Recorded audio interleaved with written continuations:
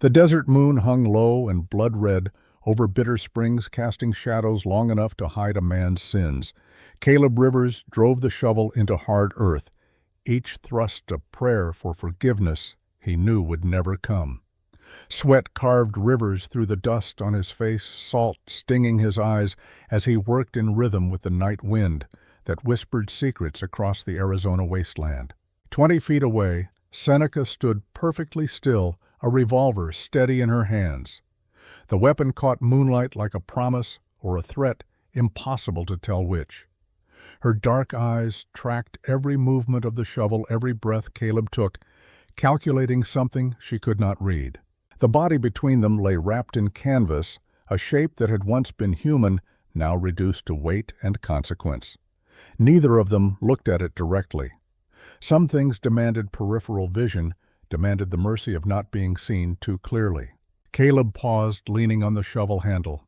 His shirt clung to his back, drenched despite the cooling night. He studied the woman who held his life in her trigger finger, this stranger who had walked into his world 3 days ago and turned it inside out like a pocket emptied of everything precious. "You going to shoot me before or after I finish?" His voice came rough, a sound like wind over stone.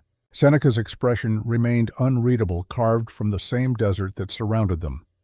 "Depends on what you bury with him. The truth." Caleb returned to digging, muscles burning. "Same thing that'll kill us both." For a long moment only the shovel spoke metal biting earth in steady percussion. Then Seneca's finger, which had been hovering over the trigger with the patience of a hunting bird, slowly relaxed. The gun lowered, though she did not holster it. "Then dig faster," she said. The hole grew deeper. Caleb's hands, already calloused from ranch work, began to bleed. He welcomed the pain. It gave him something to think about besides the weight of what came next, besides the question of how a man goes from trying to save his land to burying evidence in the dead of night, with a woman who might be his salvation or his executioner. Above them, the stars wheeled in their ancient patterns, indifferent to the small dramas of men and women trying to survive in a world that had never been meant for survival. The desert had no mercy. It only had sand and silence and the occasional grace of water which men would kill for, and sometimes did. Caleb finished the grave as the moon began its descent toward the western horizon. Together, wordlessly, they lowered the canvas-wrapped body into the earth. Seneca whispered something in Apache words Caleb pretended not to understand. Then they covered it, hiding mistakes and violence under Arizona dirt that had seen both before and would see them again. When it was done, Caleb stabbed the shovel into the ground beside the grave and looked at Seneca. Really looked the way a man looks at someone when he knows his next words might be his last. 3 days ago I didn't know your name," he said. "Now we're standing over a body together. You want to tell me how we got here?" Seneca met his gaze, and for the first time since he'd known her, something in those dark eyes softened just enough to let light through. "The same way everyone gets anywhere," she replied. "One choice at a time." The wind picked up, erasing their footprints even as they stood there, the desert already beginning to forget what they had done. But memory, Caleb knew, was not so easily buried. 3 days earlier, Seneca continued, her voice taking on the cadence of a story that demanded telling. "You should know how this started. Before the blood, before the bargain, back when you still thought you could keep your land without becoming someone you'd hate." Caleb nodded slowly. "Then tell me." And under the dying moon, with a fresh grave at their feet and the taste of consequence bitter in their mouths, she did. 3 days before the burial, Caleb Rivers had been a man with simple problems. The fence needed mending, the windmill needed oil, the government wanted his land, and he intended to keep it. Simple, clean. The kind of problems a man could face with a hammer and stubbornness and the belief that right might actually matter. The morning Seneca arrived began like any other morning in August of 1883, which is to say it began hot and got hotter. Caleb was on the windmill platform, greasing the gears that drew water from deep beneath the earth, when young Tomas came running from the direction of the gate. The boy's voice carried across the dusty yard, "Mr. Rivers' woman at the gate." Caleb looked down from his perch 20 feet up. Tomas stood below, chest-heaving, dark hair plastered to his forehead with sweat. The kid had been with Caleb for 6 months now, living in the small room off the barn, earning his keep with hard work and asking no questions about where he'd come from. Caleb appreciated that. He'd taken in the boy for reasons he didn't examine too closely, reasons that had to do with the hollow space in the ranch house where a family should have been. "What kind of woman?" Caleb called down. "The kind with no shoes and Apache eyes." Tomas called back then, seemed to realize what he'd said, and clapped a hand over his mouth. Caleb climbed down, wiping grease from his hands onto a rag that had long ago given up any pretense of cleanliness. Apache. The word carried weight in these parts, carried history written in blood and broken treaties. Fort Prescott stood 20 miles east, a constant reminder that the wars might be winding down, but the dying hadn't stopped. He found her at the gate exactly as Tomas had described, barefoot in the dust, wearing a calico dress that had seen better days and better owners. Her black hair was pulled back in a style that approximated what white women wore, but didn't quite succeed, like a forgery that was almost good enough. Almost. But it was her face that stopped Caleb cold.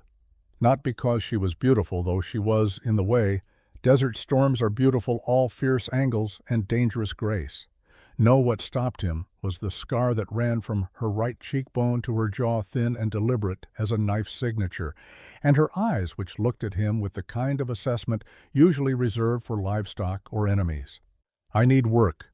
Her English came clean and precise, better than half the settlers in Bitter Springs. "I can cook, clean, mend." Caleb kept 15 feet between them, the hammer in his hand, hanging loose but ready. "I don't need help." "You need someone who won't ask questions." That made him pause. He studied her more carefully, noting the way she stood with weight on the balls of her feet, ready to run or fight. The slight bulge at her hip that might be a hidden knife. The careful blankness in her expression that spoke of practice of survival. "I know what you are," he said quietly. "If soldiers find you here, they'll burn my ranch and hang us both." "They won't find me. I'll be gone in 30 days. "Why 30? She took a step closer and Caleb's hand tightened on the hammer handle, but she only lowered her voice, making him strain to hear over the wind that never stopped in this God-forsaken valley. "Because that's when Captain Thorne comes for your land. And you'll need leverage." The name hit Caleb like a fist to the chest. Owen Thorne. Captain Owen Thorne of Fort Prescott, who had been sending letters with government seals, making offers that sounded legal but smelled like theft. Owen Thorne, who had once been called a friend before friendship became another casualty of this brutal country. "How do you know about Thorne?" "I know things. About Fort Prescott, about water rights." She paused, and something flickered in those carefully blank eyes. "About your wife." The hammer nearly dropped from Caleb's hand. "What about my wife?" "I know she didn't die the way they said. The world contracted to just the two of them, standing in dust and secrets under a sun that bleached truth and lies to the same pale color." Caleb's throat went tight. 2 years. 2 years since they'd brought Lily home draped over a horse, since they'd told him she'd been thrown, since the arrow wounds had told a different story, but he'd had no way to prove it, no one who would listen. "You've got 1 minute to convince me not to turn you in." The woman's chin lifted slightly. "Your wife, Lily. They said she fell from her horse, but you found arrow wounds, small caliber, made to look Apache but wrong tribe markings." Caleb's vision narrowed. His pulse hammered in his ears. This woman, this stranger, knew the secret he'd carried alone for 2 years, the knowledge that had hollowed him out and remade him as something harder, colder. "How do you know this?" "Because my people didn't kill her. But I know who did." The wind chose that moment to gust hard, sending dust devils spinning across the yard. Caleb tasted grit between his teeth, felt it scrape his throat as he swallowed against the tightness there. "Who are you?" "Does it matter?" "You need answers. I need shelter. We can help each other, or we can both lose everything when Thorne comes." She spread her hands, showing empty palms. "I'm unarmed. I'm asking for work, not charity. 30 days, then I'm gone, and you never have to think about me again." Caleb looked past her to the gate, to the rutted road that led to town in one direction and nowhere in the other. He thought about the letters stacked on his desk, each one with that government seal, each one tightening the noose. He thought about Lily, about the questions that had eaten at him like acid for 2 years. "What's your name?" "Sarah." She said it too quickly, and they both knew it for a lie. "Your real name?"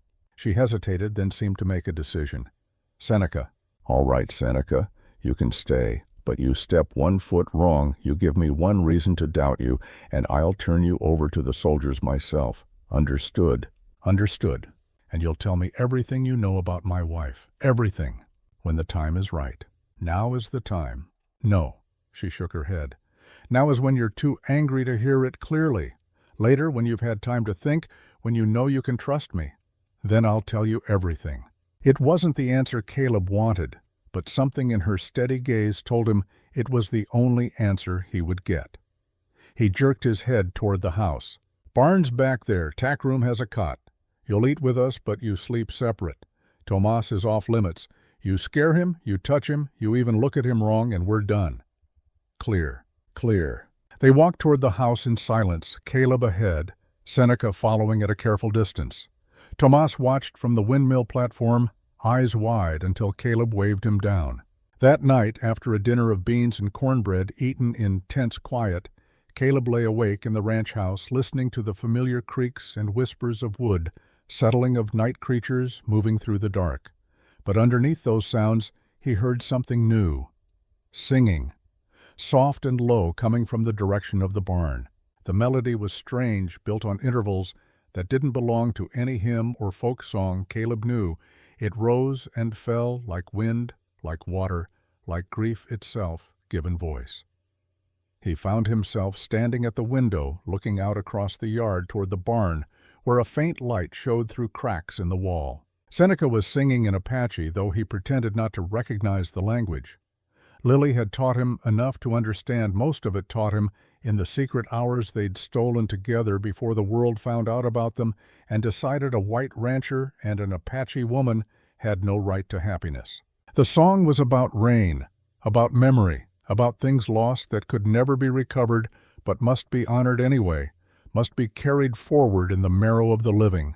Caleb pressed his forehead against the cool glass and let himself remember. Lily's laugh, the way she'd braided her hair with strips of turquoise cloth. How she'd known where to find water by reading the shape of the land, the color of certain plant signs he'd been too blind to see until she taught him.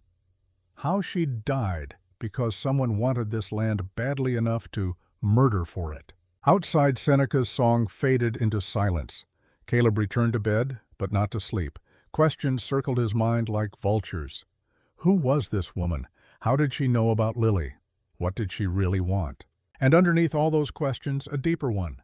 Could he trust her? The answer he suspected would cost him more than he could afford to pay. Morning came with the subtlety of a forge, the sun hammering the desert into submission before most people had finished their coffee. Caleb was already at the well, drawing water for the day, when he noticed something wrong. The bucket that should have held his wedding ring was empty. He kept it there, Lily's ring and his own, tied together with leather cord and weighted down in a small tin at the bottom of the bucket. Private, sacred, the one piece of her he hadn't been able to bury with the rest. His pulse kicked up as he searched, dumping the bucket, checking the well's edge, the ground around it. Nothing. Gone. Looking for this, Caleb spun. Seneca stood 10 feet away, hand extended. In her palm, catching the early light, lay the twin gold bands. "Where did you find those?" "I didn't find them. You keep them in the well bucket. I saw you check yesterday evening. So you stole them." "Borrowed, to make a point." Caleb crossed the distance between them in 3 strides, snatching the rings from her hand. "What point?" "That you're careless with what matters most. You hide your wife's memory in a well where anyone could find it, anyone could take it. That's not protection, that's fear. You don't know anything about it. I know you still wear your ring." She nodded at his left hand where the band of pale skin showed against weathered tan. "You took it off recently. Why?" "None of your business." "Everything here is my business now. We made a deal. I work for you, you give me shelter. That means I need to know what I'm walking into, what I'm protecting you from." "I don't need your protection." "No." She tilted her head slightly. "Then why did you take off your wedding ring? Who are you hiding your grief from?" The question landed like a blade between his ribs. Caleb's jaw clenched so tight his teeth ached. "Captain Thorne is coming next week for a social visit. He's been making noise about me moving on, about how a man alone can't properly maintain land this valuable. He wants you to seem available, vulnerable. He wants me to forget. And the ring reminds you not to." Seneca closed his fingers around the bands. "So wear it. Let him see. Let him know you haven't forgotten anything." Caleb looked down at the rings in his palm, gold worn smooth by years of wear, by love and labor and loss. When he looked up, Seneca was already walking away toward the barn, her bare feet silent in the dust. "Why are you really here?" he called after her. She paused but didn't turn. "Because some debts can only be paid in blood or truth, and I'm hoping truth will be enough." Then she was gone, leaving Caleb alone with his ghosts and the hot wind that smelled of creosote and coming trouble. The days that followed fell into an uneasy rhythm. Seneca worked without complaint, tackling tasks Caleb hadn't even known needed doing. She mended the chicken coop where raccoons had been getting in, replastered the kitchen wall where rain had seeped through, showed Tomas how to braid rope in a pattern that wouldn't slip under weight.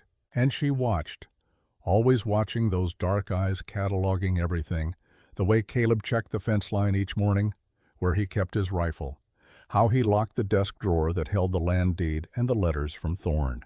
Tomas warmed to her first, as children do, drawn by the quiet competence of her hands and the fact that she never spoke to him like he was stupid or weak. She taught him the names of desert plants in Spanish, and Apache showed him which ones held water in their roots, which ones could be eaten if you prepared them right. Caleb caught them one afternoon by the well, Seneca demonstrating how to tie a complicated knot, while Tomas watched with fierce concentration. "Why do I need to know this?" the boy asked. "Because someday you might need to secure a rope in the dark, or with one hand, or when you're scared and your hands are shaking. Preparation is the difference between living and dying." "Did someone teach you?" "My mother." "Before—" She trailed off, and something moved across her face too quickly for Caleb to identify. Pain, maybe, or rage wearing pain's mask. Tomas, with a child's innocent cruelty, pressed on. "Before what?" "Before she couldn't teach me anymore." The boy seemed to understand he'd stepped on dangerous ground. He focused back on the knot fingers fumbling.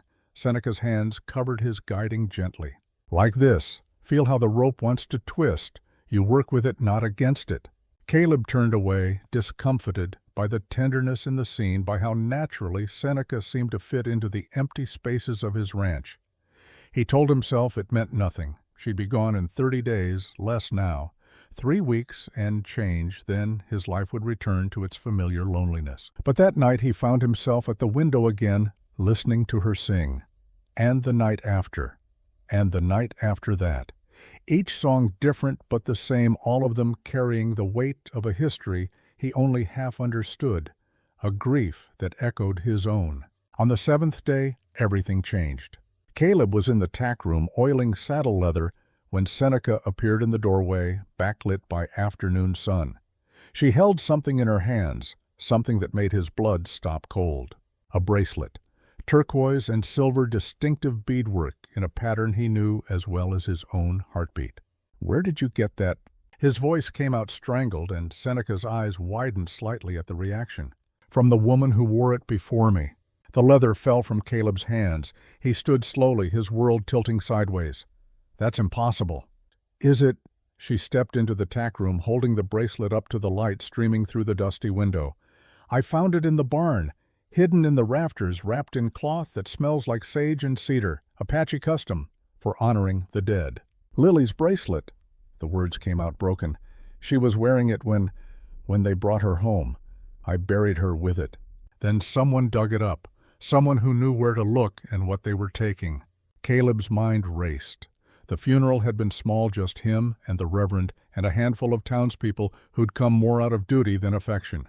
Lily had been controversial in life, and remained so in death, the Apache wife of a white rancher, a bridge between worlds that refused to meet. Why would anyone steal from a grave? The same reason anyone steals anything, because it has value, but not the value you think. Seneca turned the bracelet and light caught the silver, throwing dancing reflections across the walls. This isn't just jewelry. See these patterns, each one tells a story. This section here, it marks the wearer as Chiricahua Apache from the high country. This one shows she was married, blessed by a shaman. And this, she pointed to a series of small symbols near the clasp. This is a name, not the one white people used, her real name. Elu? Caleb's throat closed around the word. It means beautiful in Zuni. She told me once. No, Seneca's voice went soft. It means precious water, the kind you find when you're dying of thirst, the kind that saves lives. The tack room felt too small suddenly, the air too close. Caleb pushed past Seneca into the yard, needing space, needing sky. But she followed, relentless. I know what you're thinking, that I stole this from her grave, but I didn't. I found it exactly where I said, in your barn, hidden like someone meant to come back for it, but never did. Then who? Caleb spun on her. Who would take it? Why? Someone who knew your wife. Someone who wanted a piece of her power, her protection.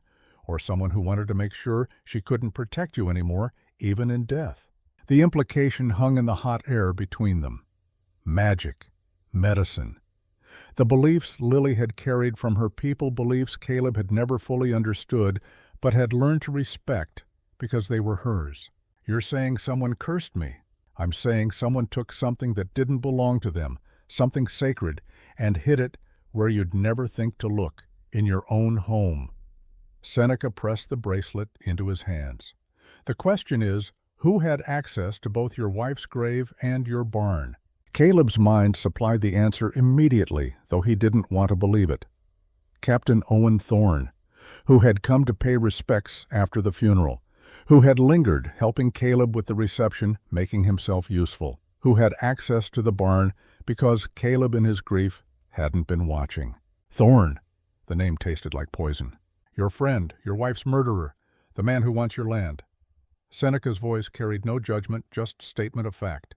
He took her protection from you, made you vulnerable, and now he's circling, waiting for you to break.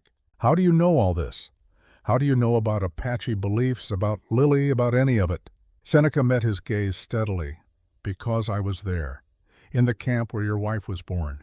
I knew her family, distant cousins maybe, or friends of friends. The Apache world is smaller than you think. When she died, word spread. And when I heard the story of how she died, of the arrows that were wrong, the markings that didn't match, I knew. Someone wanted it to look like my people killed her. Someone wanted to start a war. Or end a marriage that made people uncomfortable. That too. Caleb looked at the bracelet in his hands, at the intricate beadwork that represented a life, a love, a woman who'd been brave enough to cross every line society drew. Lily. His Lily. Murdered and defiled her grave, robbed her memory, used as a weapon against him. Rage rose in him, hot and clean and clarifying. For 2 years he'd been lost in grief, paralyzed by it.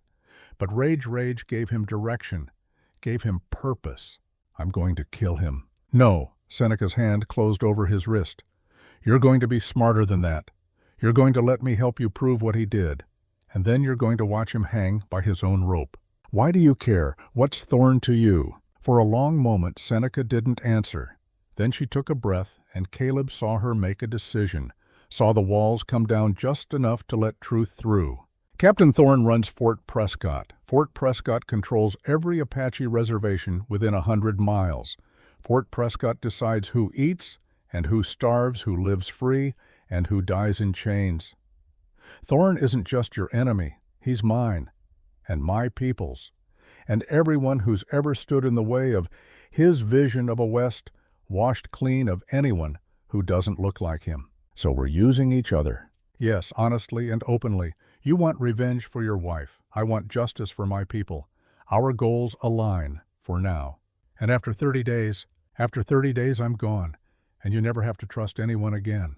Caleb wanted to argue, wanted to push back against the cold transactionalism of it, but he found he couldn't, because she was right. They were using each other. And if that's what it took to bring Thorne down, to get answers about Lily, to maybe possibly find something like peace in the wreckage of his life, then so be it. All right. He closed his hand around the bracelet, feeling the cool weight of silver and stone and memory. "We have a deal, but I want the whole truth. About you, about how you know all this, about what you're really doing here, when the time is right." "That's what you said before. And I meant it then, too. Trust is earned, Caleb, on both sides. Prove you can keep your head when your heart wants blood, and I'll prove I'm worth the risk you're taking." She walked away, leaving him alone in the yard with the bracelet and more questions than answers. But for the first time since Lily died, Caleb felt something other than grief. He felt purpose, direction. The cold, patient satisfaction of a man who'd finally found a path toward the reckoning he'd been craving. That night, he didn't listen for Seneca's singing. Instead, he sat at his desk and went through every letter Thorne had sent, looking for patterns, for clues, for anything that might serve as ammunition when the time came. And when Tomas knocked softly and asked if he was all right, Caleb surprised them both by answering honestly, "No, but I'm going to be." The boy nodded, accepting this, and retreated to his room. Outside, the desert wind picked up, rattling the windows. Caleb sat alone at his desk, letters spread before him like battle plans. For 2 years, he'd been waiting, paralyzed by grief. But Seneca had given him something more dangerous than hope.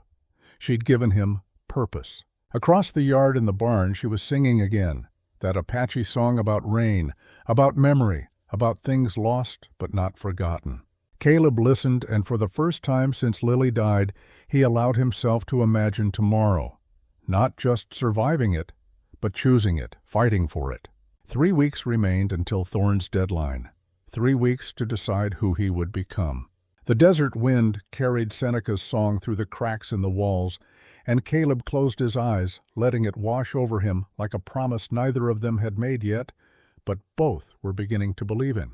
3 weeks. It would have to be enough. Enough. The 12th day dawned cooler than the others' clouds gathering on the eastern horizon like bruises forming on pale skin. Caleb hitched the wagon, while Seneca prepared in the ranch house, transforming herself into Sarah Whitfield with a precision that unsettled him. When she emerged, he almost didn't recognize her. The calico dress had been replaced by something finer, borrowed from God knows where, deep blue fabric that whispered wealth and respectability. Her hair, usually braided in the Apache way, now swept up in the elaborate style white women favored, held in place with pins that caught the morning light. She'd done something to her face, too powdered, it perhaps softening the sharp angles, making the scar on her cheek seem less like a warrior's mark and more like an unfortunate accident. But it was her eyes that completed the transformation. The fierce assessment he'd grown accustomed to had been replaced by something demure, something soft and unthreatening. She looked at him through lowered lashes, and when she spoke, her voice carried the slight breathlessness of a woman raised to believe men were mysteries beyond her understanding. "How do I look, cousin?" The word cousin landed with deliberate emphasis, their story carefully constructed over the past days. Sarah Whitfield, distant relation from back east, come to help the poor widower manage his property. Respectable, unremarkable, exactly the kind of lie that worked because people wanted to believe it. Convincing, Caleb managed. Too convincing. That's the point. The mask slipped for just a moment, and Seneca looked out at him with those calculating eyes. "Captain Thorne has to believe I'm harmless. A pretty decoration on your arm, nothing more. The moment he suspects I'm anything else, we're both dead." Tomas climbed into the wagon bed, small body curled among the supply sacks. They'd covered him with canvas, created a space where he could breathe but remain hidden. The boy's father, Sergeant Vega, was stationed at Fort Prescott. Seeing Tomas would raise questions they couldn't afford to answer. "You stay quiet, understand," Caleb told the boy. "No matter what you hear, no matter how long it takes, you stay hidden." "Yes, sir." The voice came muffled through canvas, thin with fear.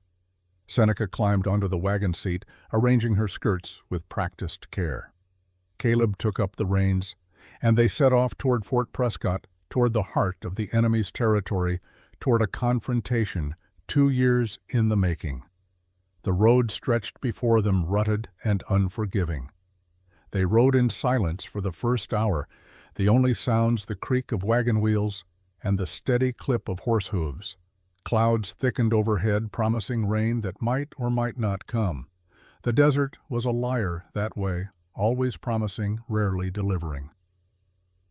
"Tell me about Thorne," Seneca said finally. "Not the officer, the man."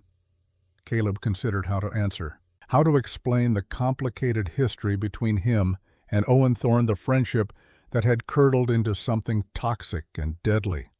"We served together. Before I left the cavalry, before I met Lily. Owen was different then, or maybe I was too blind to see what he really was." Caleb kept his eyes on the road.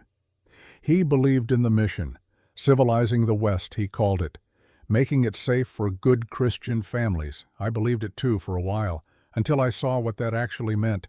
The camps, the children starving, the promises broken so many times the words didn't even mean anything anymore.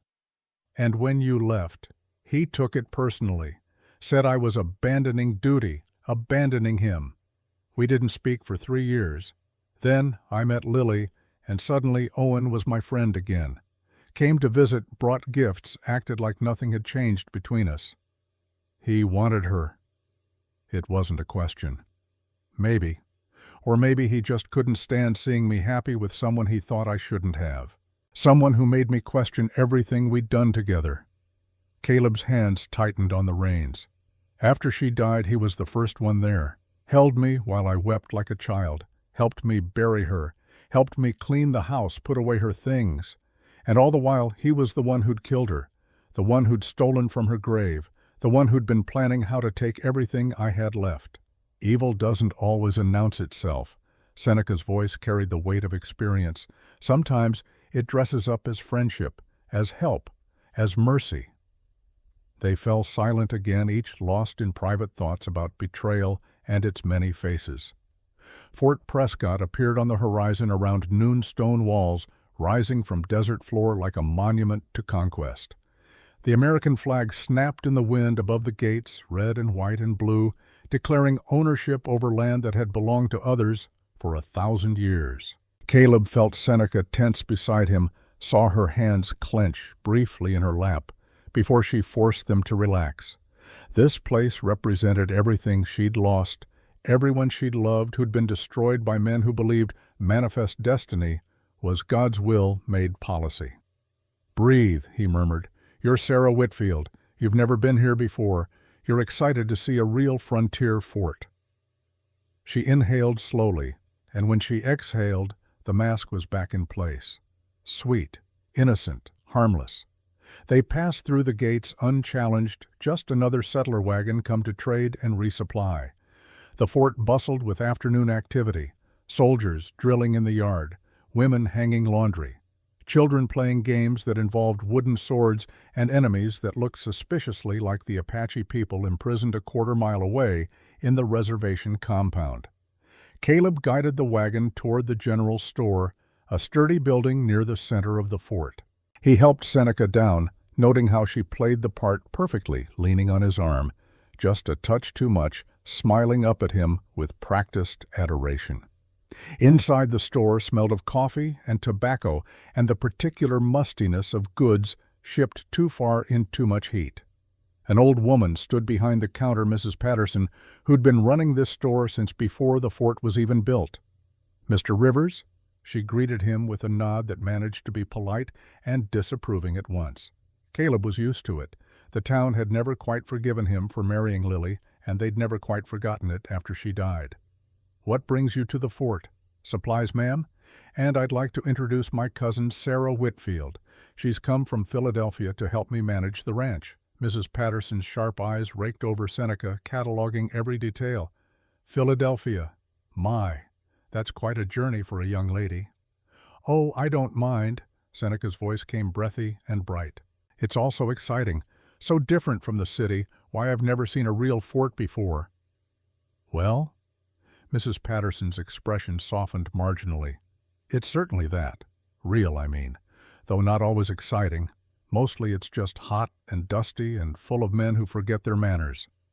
while Seneca charmed the old woman, drawing her into conversation about fabric and thread and all the domestic concerns that made Caleb's teeth ache with boredom. He moved toward the back of the store. But before he could examine the notice board, the door opened and Captain Owen Thorne walked in. 2 years had been kind to him. Thorne still cut an impressive figure in his cavalry uniform, brass polished to mirror brightness, boots gleaming despite the dust outside. His hair had gone gray at the temples in a way that made him look distinguished rather than old, and his smile came easy and practiced. "Caleb," Thorne's voice carried genuine warmth or a perfect imitation of it. "What a pleasant surprise." "Owen." Caleb kept his own voice neutral. They shook hands, a test of wills disguised as courtesy. "Been meaning to respond to your last letter. No rush, though I hope you've given serious thought to the government's offer. It's quite generous, all things considered." "I'm considering it." "Good, good." Thorne's gaze shifted past Caleb, landing on Seneca. His expression changed subtly, interest sparking. "And who is this lovely creature?" Caleb performed introductions, watching Thorne watch Seneca cataloging every micro-expression. The captain's eyes lingered on her face, on the scar on the deep brown of her skin that no amount of powder could fully hide. But his smile never wavered. "Miss Whitfield, what a delight." Thorne took her hand, holding it just a moment too long. "Philadelphia, you said. And yet you don't have a Philadelphia accent." Seneca laughed, light and musical. "Oh, Captain, I've traveled so much. My father was in shipping. We lived all over. I suppose I've picked up bits and pieces from everywhere." "How fascinating." Thorne released her hand. "You must tell me more. In fact, why don't you both join me for dinner? I so rarely have the pleasure of civilized company.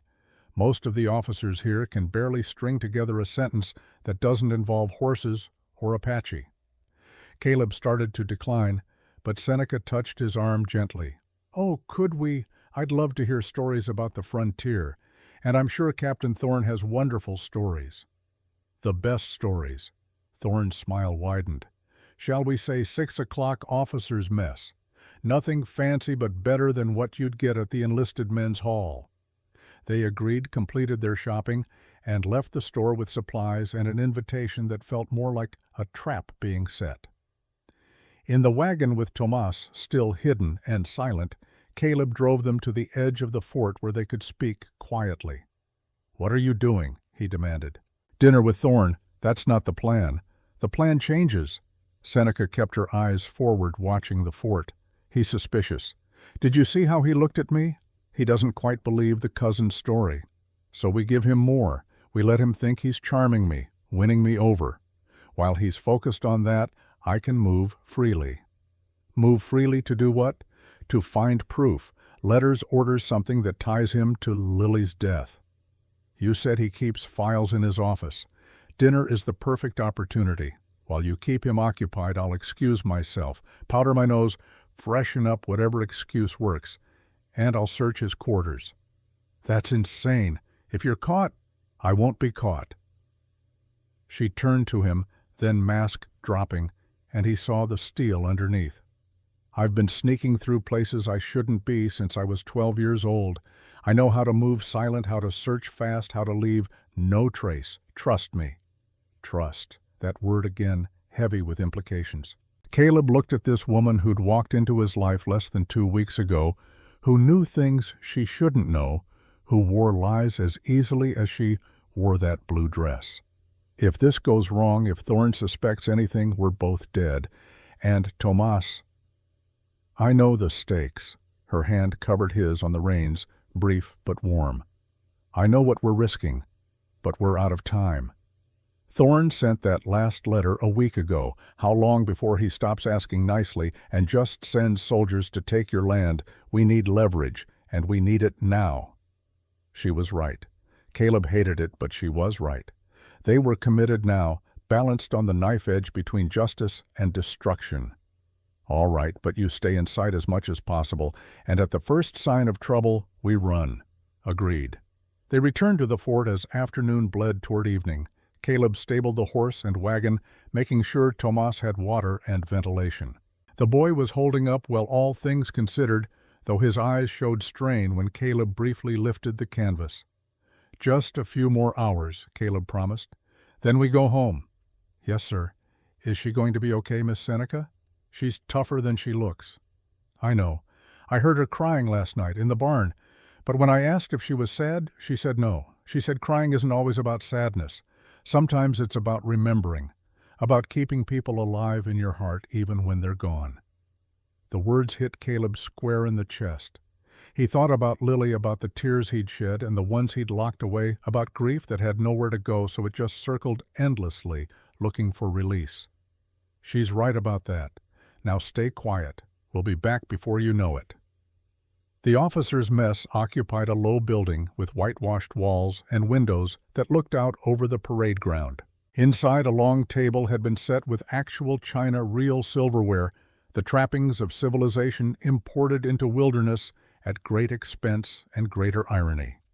Thorne played the perfect host, seating Seneca at his right hand, Caleb across from her. 3 other officers joined them, men whose names Caleb recognized from letters and reports, men who'd overseen the grinding machinery of conquest that had broken Apache resistance bit by bloody bit. Dinner conversation flowed around topics carefully chosen to exclude controversy: the weather, a new railroad spur being planned, the latest fashions from back east, which Seneca discussed with enthusiasm that seemed genuine enough to fool everyone except Caleb, who'd learned to read the tiny tells that meant she was performing. Wine flowed freely, and Thorne kept Seneca's glass filled, a calculated loosening of inhibitions that might have worked on an actual Philadelphia debutante, but stood no chance against a woman who'd survived things these men couldn't imagine. Halfway through the meal, as planned, Seneca excused herself with a pretty blush and a murmur about needing to freshen up. A lieutenant's wife showed her to the facilities, a small addition at the back of the building. Caleb counted seconds in his head while keeping up his end of the conversation, discussing crop yields and water management and all the mundane details of ranch life that made good cover for the hammering of his pulse. 5 minutes. 10. 15. At 20 minutes, Thorne's expression flickered with something that might have been suspicion. "Your cousin is taking quite a while." "The fairer sex has its mysteries." Caleb forced a smile. "I'm sure she'll return shortly." But at 25 minutes, even that excuse was wearing thin. Thorne started to rise, and Caleb's hand went reflexively toward where his gun should have been if he'd been foolish enough to wear it to dinner with the enemy. Then Seneca appeared in the doorway, slightly disheveled eyes bright with what could have been wine or tears or both. "I'm so sorry." She swayed slightly, and Caleb realized she was playing drunk, using it as cover. "I'm afraid I'm not accustomed to such strong wine. I got turned around trying to find my way back and ended up in the most confusing corridor. All these doors look alike." Thorne was at her side, immediately solicitous, guiding her back to her seat. "Perfectly understandable. These old buildings are labyrinths. Here, have some water. Clear your head." She sipped obediently, continuing the performance, while Caleb watched her hands for signals, a slight tap of her finger against the glass. Success. She'd found something. They endured another hour of dinner, of meaningless pleasantries and veiled threats disguised as friendly advice about selling the ranch while the offer was still good. Finally, mercifully, Caleb was able to make excuses about the long ride home, about not wanting to travel after full dark. Thorne walked them to the wagon, all courtesy and charm. "Miss Whitfield, it's been a genuine pleasure. I hope you'll visit again soon. And, Caleb, do think about what we discussed. The government's patience isn't infinite." "I'll keep that in mind." They rolled out of the fort as the sun touched the western horizon, painting everything in shades of blood and gold. Only when they were a mile clear, when the walls had vanished behind a rise, did Caleb pull the wagon to a stop and turn to Seneca. "What did you find?" She reached into the bodice of her dress, withdrawing a folded piece of paper with the kind of care usually reserved for handling explosives, which Caleb supposed this was. A letter, from Thorne to the territorial governor, dated 3 weeks before Lily died. Her voice had gone flat, all performance stripped away. It lays out his plan. How your land controls the water source. How you'd never sell voluntarily. How your marriage to an Apache woman made you a liability, a bridge between worlds that the government couldn't control. Does it mention killing her? Not directly, but there's a line. Here. She unfolded the paper, pointing. He writes, "The river's situation requires a permanent solution. I propose eliminating the complication and allowing natural grief to make the subject more amenable to relocation." The complication. That's what he called your wife. A complication to be eliminated. Caleb took the letter with hands that wanted to shake but didn't. The words swam before his eyes, cold bureaucratic language describing murder like it was a business transaction. His Lily. His beautiful, fierce, impossible Lily reduced to a complication in someone's ledger. "This is enough," he said quietly. "This proves intent. If we can get it to the right people, the territorial marshal, maybe even a federal judge, Thorne hangs." Maybe. Seneca didn't sound convinced. Or maybe his friends in the government bury it. Maybe we disappear before we ever make it to a courthouse. Maybe a lot of things, none of them good. Then what do you suggest? From the back of the wagon, muffled by canvas, came Tomas's voice. "I heard something. In the fort. While I was hiding." Caleb pulled back the covering. The boy's face was pale, eyes too wide. "What did you hear?" "Soldiers talking. Near where you parked the wagon. They didn't know I was there. One of them, he had a mean voice. He said he'd found the boy's trail. Said he was going to retrieve his son tonight. Said if anyone tried to stop him, accidents happen." Seneca and Caleb exchanged a look of perfect understanding and shared dread. "Vega," they said together, "we need to get back to the ranch. Now." Caleb snapped the reins and the horse leapt forward, sensing urgency in the hands that controlled it. They made the trip in half the time it should have taken, pushing the horse harder than was wise, but wisdom had left the equation the moment Sergeant Vega decided to come for his son.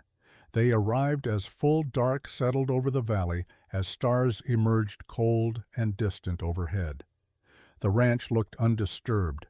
No signs of intrusion, no tracks in the yard beyond their own from this morning, but Caleb had learned not to trust appearances. "Tomas, you stay in the wagon. Don't move. Don't make a sound. Understand?" The boy nodded, terror plain on his young face. Caleb and Seneca approached the house carefully. Caleb with his rifle, Seneca with a knife she'd produced from somewhere in that elaborate dress. They cleared the house room by room, finding nothing. The barn next empty except for the usual stock. The tack room, the shed, all clear.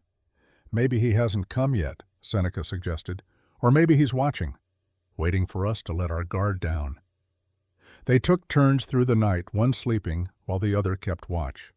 Caleb had the midnight shift, walking the perimeter of the ranch under stars that gave enough light to see by if you knew how to look.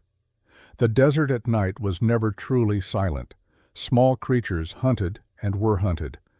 Wind moved through brush with a sound like whispered warnings. He was completing his third circuit when he saw the figure on the ridge, silhouetted against starlight, unmistakably human, unmistakably watching. Caleb's hand went to his rifle, but before he could bring it to bear, the figure moved, not toward the ranch, but parallel to it, heading toward the old meeting rock where the valley narrowed. An invitation, or a trap. Caleb debated, waking Seneca decided against it. If this was Vega, he'd handle it. If it was something else, well, he'd find out soon enough. The walk to the meeting rock took 20 minutes, climbing over rough ground in darkness. When he arrived, the figure resolved into someone unexpected. Not Vega. An Apache warrior, lean and scarred, with eyes that reflected starlight like an animal's. He stood with casual readiness, the kind that came from being comfortable with violence. "You are Rivers," not a question. The warrior's English came accented but clear. "I am. Who are you?" "Nashoba. I speak for Chief Mongus." The name hit Caleb like cold water. Chief Mongus. The Apache leader who'd been leading resistance in the mountains, the one the cavalry had been hunting for 3 years without success, And this warrior spoke for him. What does the chief want with me? He wants his daughter. Caleb's world tilted. Daughter, the woman you call Seneca, she is Mangus's daughter. She came to you with a mission, to steal your land deed, to trade it for her father's life. Neshoba stepped closer. But she has failed. She sends no word, so I come to see why. She hasn't failed. She's been gathering evidence, building a case. Against who? Captain Thorne, the man who murdered my wife, the man who's trying to steal my land, the man who controls whether your people eat or starve in those reservations. Neshoba's expression didn't change, but something flickered in his eyes. Interest, maybe, or calculation. Thorn is snake, many heads. You cut when another grows. Then we cut them all. With what white man's law? Neshoba made a sound that might have been a laugh or a curse. White man's law only protects white men. Then we don't use law. We use leverage, fear, make Thorn more afraid of what we'll do than we are of what he can do. How? Caleb hadn't known the answer until that moment. But standing there in the dark with an Apache warrior who'd come for his chief's daughter, the pieces suddenly aligned. The fort needs water. The well inside the walls is shallow, barely enough for daily use. They haul most of their water from the creek 3 miles south. But in summer, when the creek runs low, they're vulnerable. He met Neshoba's eyes. My land controls the only deep water source for 50 miles. If Thorn takes my land, he controls the water. But if we poison the water first, make his soldiers sick, too weak to fight, suddenly the balance shifts. You would poison your own land. Not poison to kill, just to sicken. There are plants Lily taught me about them that cause vomiting weakness. Temporary, but intense. If we could get them into the fort's water supply right before Chief Mangus moves his people, the soldiers would be in no condition to pursue. Neshoba studied him for a long moment. Why would you help us? We are the enemy your people have been fighting. Your people didn't kill my wife, mine did. Your people didn't steal her from her grave, mine did. Maybe it's time I fought for something worth dying for instead of just trying not to die. Pretty words.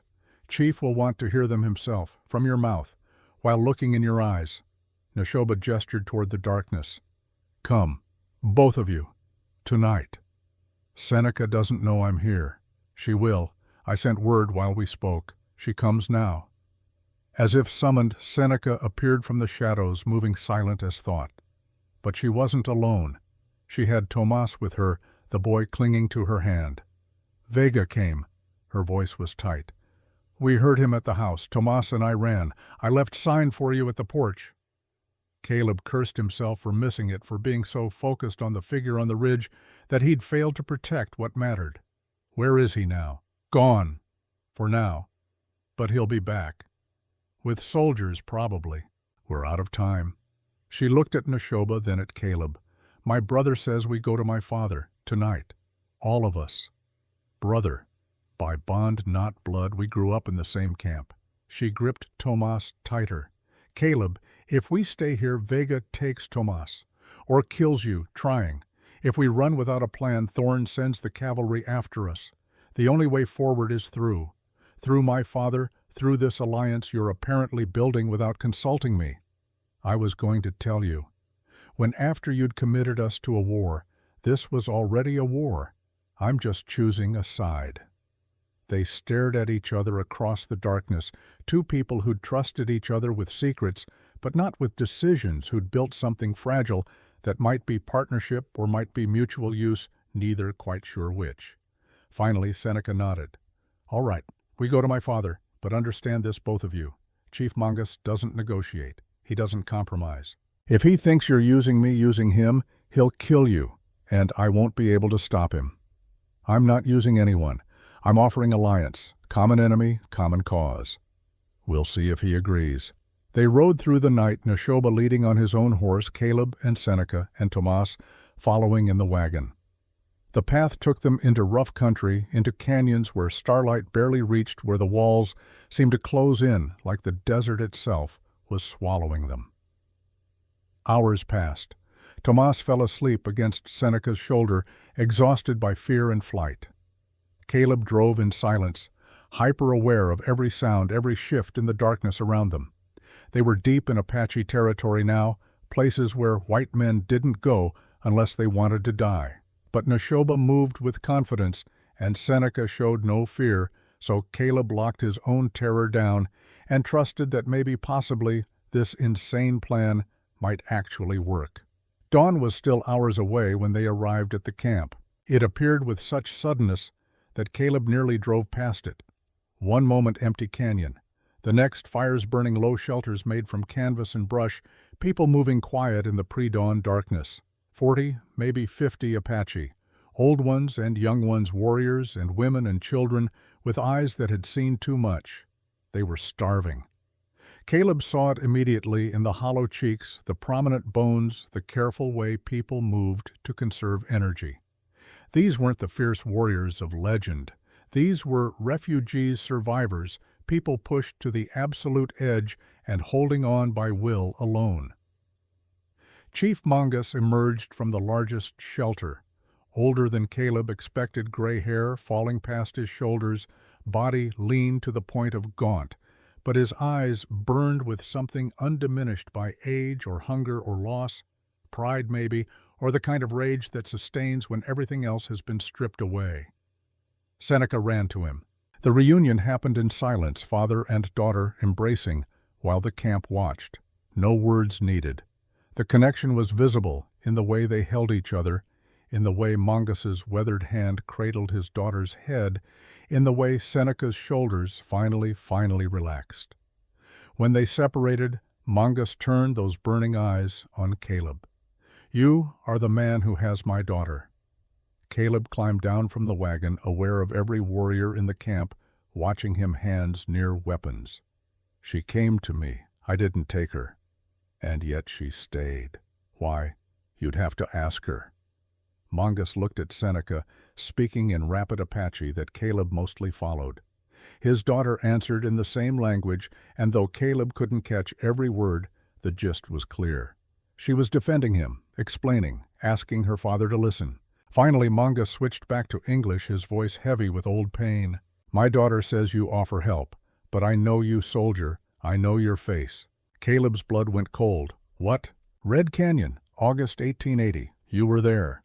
The world tilted. Seneca's hand flew to her mouth. Even Neshoba stepped forward, eyes narrowed. "You never told me," Seneca whispered, "that my mother died at Red Canyon." "Yes." Mongus's gaze never left Caleb. "I was not there. I was 20 miles away, leading warriors in diversion.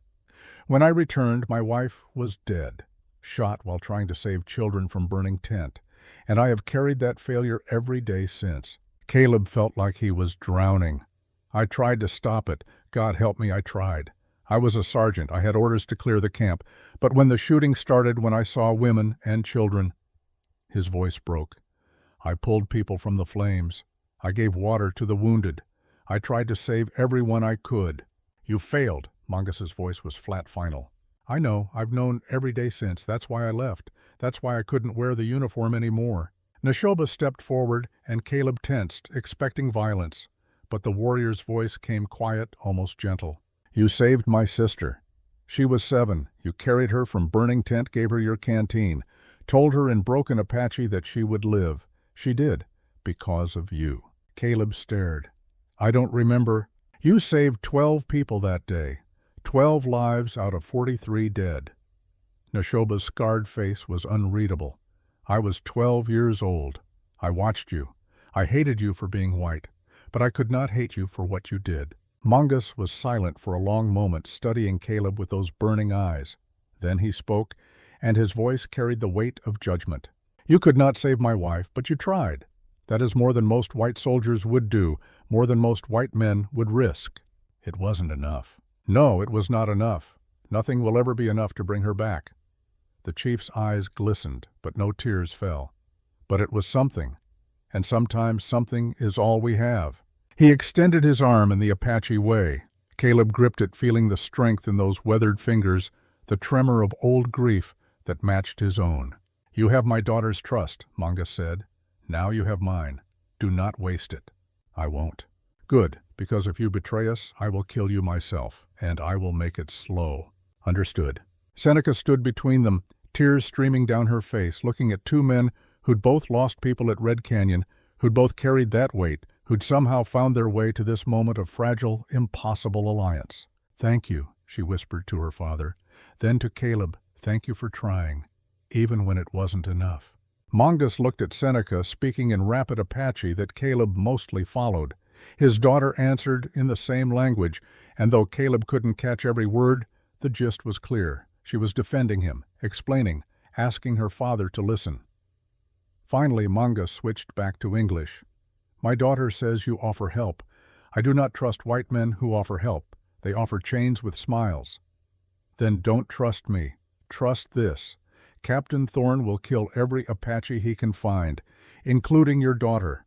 My plan gives you a chance, not certainty, not safety, just a chance. Chance to poison soldiers. This is dishonorable. More honorable than watching your people starve, more honorable than letting your daughter walk back into the fort where they'll hang her if they figure out who she really is. Caleb gestured at the camp. I see children here. Are you going to tell them about honor when they're dying of hunger? Or are you going to do whatever it takes to keep them alive? The words came out harsher than he intended, but Caleb was past caring about diplomacy. These people were dying. His wife was dead. Thorne was winning. Honor was a luxury none of them could afford. Mongus's expression darkened. For a moment Caleb thought he'd pushed too far, that the chief would order his death right there. But then Seneca stepped between them. Father, he's right. You defend him, a white man, a soldier. Former soldier, who left because he couldn't stomach what was being done in the name of civilization, who married one of us, who's been punished for it every day since. Her voice carried steel. And yes, I defend him, because he's the only white man in 100 miles who's offered to help without demanding we give up everything we are in exchange. Mongus was silent for a long time, studying his daughter, then Caleb, then the camp behind him. When he finally spoke, it was to Neshoba. What do you think? I think we're dying anyway. His plan might let us die fighting instead of starving. That's more than we have now. And if he betrays us, then we kill him and everyone he loves. Neshoba's eyes flicked to Seneca with that last part, a pointed reminder that betrayal worked both ways. All right. Mongus turned back to Caleb. Tell me this plan. All of it. And if I find one lie, one misdirection, you never leave this canyon alive. They talked as the sky began to lighten in the east, as the camp woke around them. Caleb laid out everything. The ipecac that would sicken but not kill. The timing coordinated with when the cavalry would be most vulnerable. Seneca's role in getting the substance into the fort's water supply. The window it would create for the Apache to move to negotiate from a position of strength rather than starvation. Mongus listened without interruption, occasionally conferring with his warriors in Apache too fast for Caleb to follow. When the explanation finished, the chief sat back, face unreadable. This plan requires trust. That my daughter can move freely in the fort.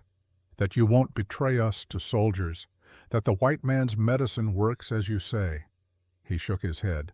Too many places for failure. Every plan has failure points. The question is whether doing nothing is better. Doing nothing is death. But so is your plan probably, just faster.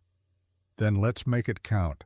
Let's make sure that if we die, we take Thorne with us. We make it mean something. Mongus looked at his daughter. What do you want, Seneca? This white man speaks of revenge and justice, but I ask you, what do you want? Seneca was quiet for a moment, and when she spoke, her voice carried the weight of everything she'd survived. I want our people to live. I want children to grow up free, and I want the men who killed Mother to know fear before they die. She looked at Caleb. He can give us that, maybe not perfectly, maybe not safely, but he's offering, and that's more than anyone else has done. The chief nodded slowly. Then we try. But know this, white man. If you fail, if my daughter dies because of your plan, I will hunt you across this world and the next. No peace, no mercy. Understood? Understood." They sealed the agreement in the Apache way, clasping forearms, looking each other in the eye while the camp watched. Then Mongus dismissed everyone except Seneca wanting time alone with his daughter. Caleb found himself sitting by a small fire with Neshoba and 2 other warriors' men whose names he didn't know, but whose respect he'd apparently earned by not dying yet. "You love her." Neshoba didn't make it a question. "I barely know her." "That's not an answer." Caleb stared into the fire, thinking about Lily, about the hole she'd left, about how Seneca had somehow found her way into that space without asking permission. "I don't know what I feel. Gratitude, maybe. Respect. The beginnings of something that might be trust. That's more than most marriages start with." Neshoba poked the fire with a stick. "But careful, Rivers. Seneca is not like your first wife. She will not follow. She will not soften herself to make you comfortable. She has been broken too many times to bend now." "I'm not asking her to bend." "Good. Because she would cut you for trying." They sat in companionable silence as the sun climbed higher as the camp began the day's routines of survival. Tomas woke and was taken to get food, the warriors treating the boy with surprising gentleness. And Caleb waited because that's all he could do for Seneca to finish with her father and for the next phase of this impossible plan to begin. When she finally emerged from Mongus's shelter, her eyes were red but dry. She came to Caleb, sat beside him at the fire, and for a long moment neither spoke. "He thinks I love you," she said finally. Caleb's heart kicked. "What did you tell him?" "That I don't know. That feelings are complicated when you're pretending to be someone you're not. That maybe I care about you, or maybe I just care about what you represent. A chance. A different ending than the one I've been expecting. And what do you expect? Death. Pain. Loss. The same things I've known my whole life." She looked at him with those dark, unreadable eyes. "But with you, sometimes I forget to expect that. Sometimes I think maybe the world could be different, and that terrifies me more than anything Thorn could do." Caleb understood. He felt it too, that dangerous hope, that possibility of something beyond survival.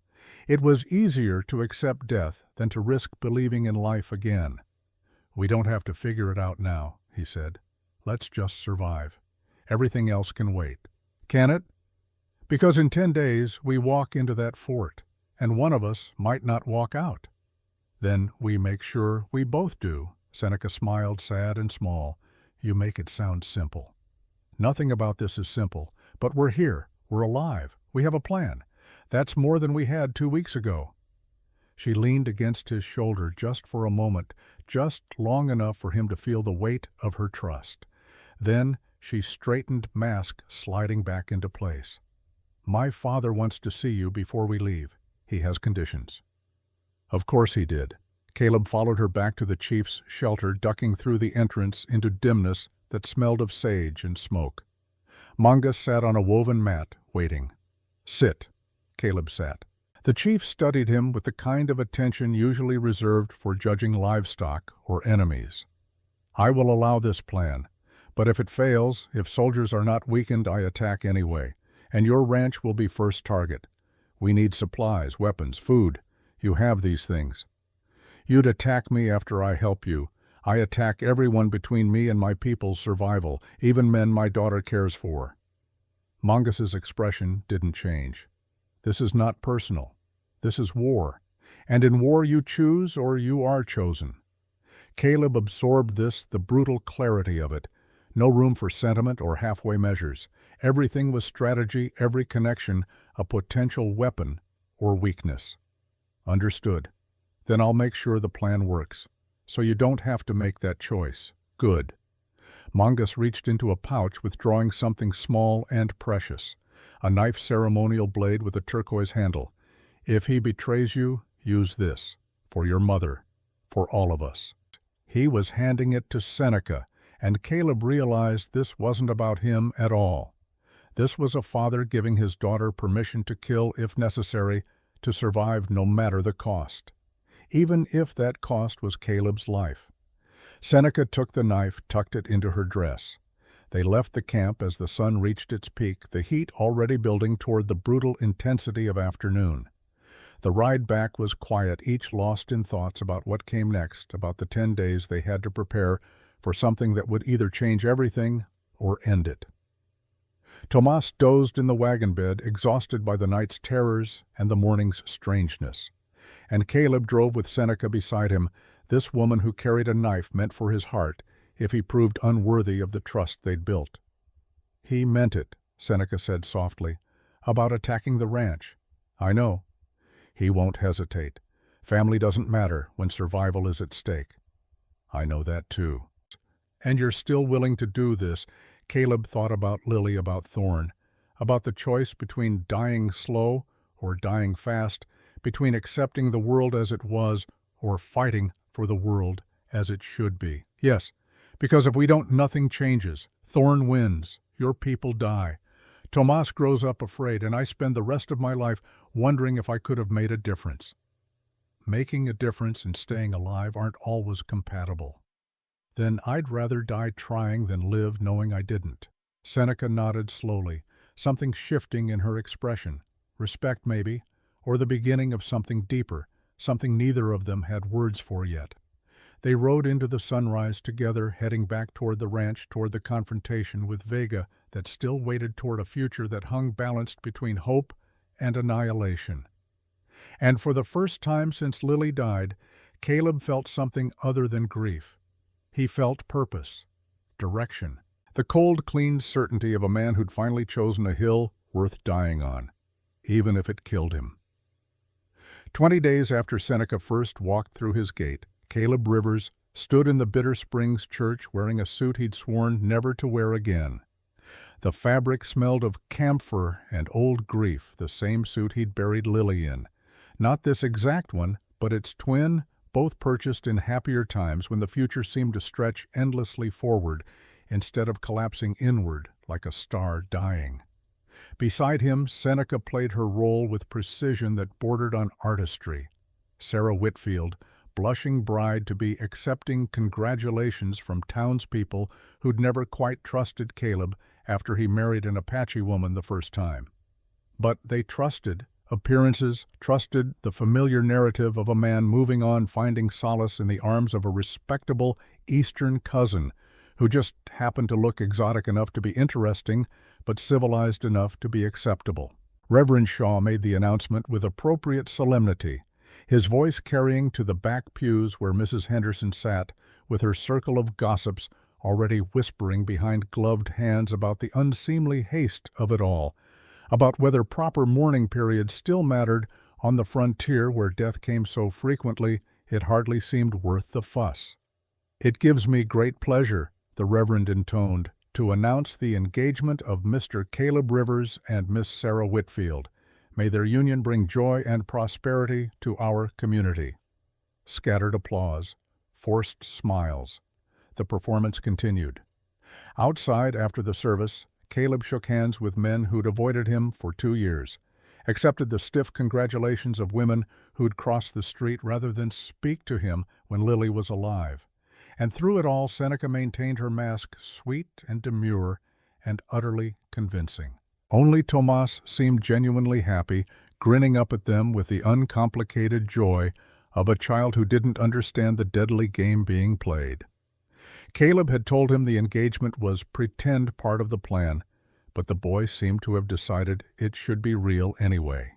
His young heart already committed to the idea of family, of permanence, of safety that lasted longer than one frightened night. The ride to Fort Prescott that afternoon felt like traveling toward an execution. Caleb's hands were steady on the reins, but his mind raced through everything that could go wrong. Seneca caught exposed hanged before sunset, the ipecac failing to work, Thorn seeing through their charade and simply shooting them both as spies. The list of potential disasters was endless. "Stop thinking so loud," Seneca murmured. "I can hear your panic from here." "I'm not panicking. You're gripping the reins so tight your knuckles are white.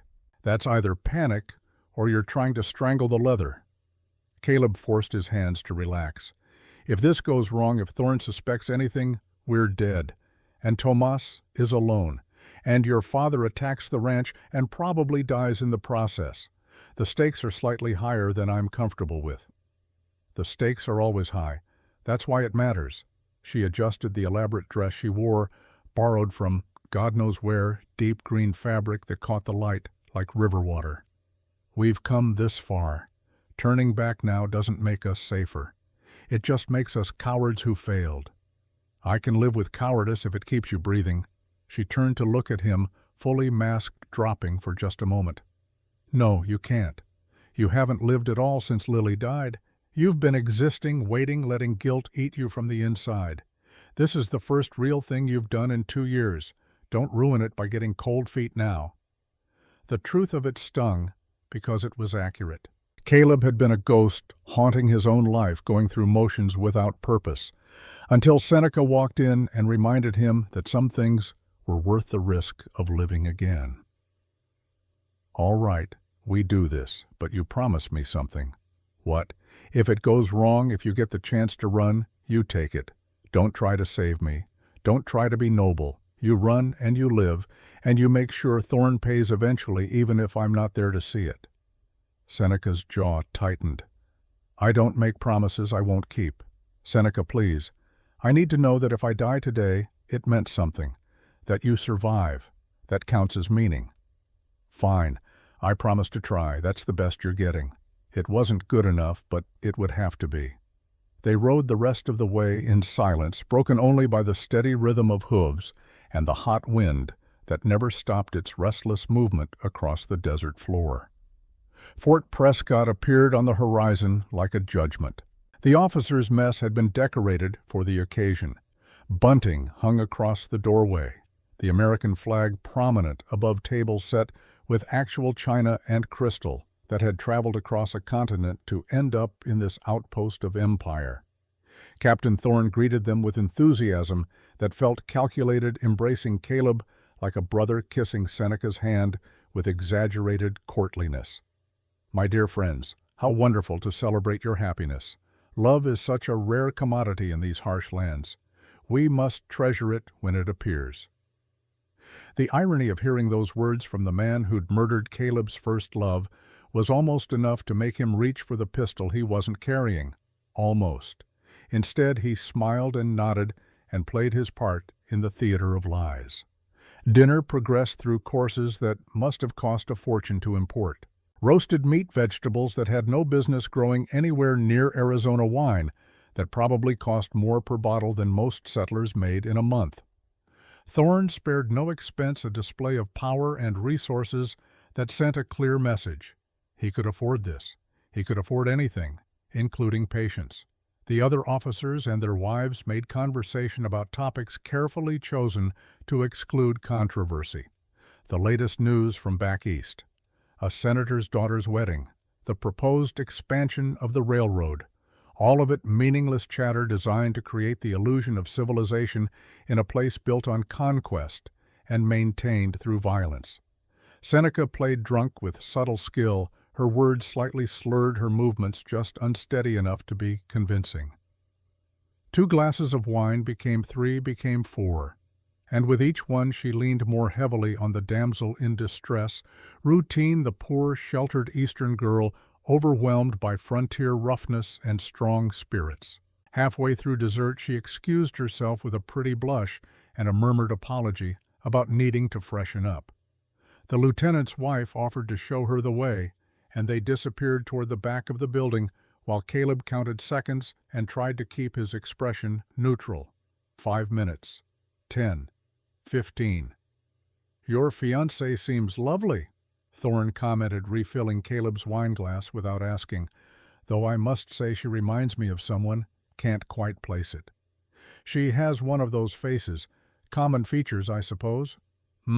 Perhaps." Thorn's eyes tracked toward the doorway where Seneca had vanished. "Though that scar is distinctive. Where did she say she got it?" "Childhood accident, playing with her brother's knife." "How unfortunate. Still, it gives her character. Beauty is so boring when it's perfect, don't you think? 20 minutes, 25. Caleb's shirt stuck to his back despite the evening cool. Where was she? What was taking so long? At 30 minutes, Thorne set down his glass with a decisive clink. Perhaps I should check on the ladies. Make sure Miss Whitfield hasn't gotten lost. Caleb's hand moved toward where his gun should have been found, only empty air. But before Thorne could rise, Seneca appeared in the doorway, disheveled and swaying, eyes bright, with what could have been tears or wine or both. "I'm so terribly sorry." She gripped the doorframe for support. "I'm afraid I'm not accustomed to such strong drink. I got completely turned around and ended up in the most confusing hallway. All the doors look identical." Thorne was beside her instantly, all solicitous concern guiding her back to her seat. "Perfectly understandable, my dear. These old buildings are mazes. Here's some water. Clear your head."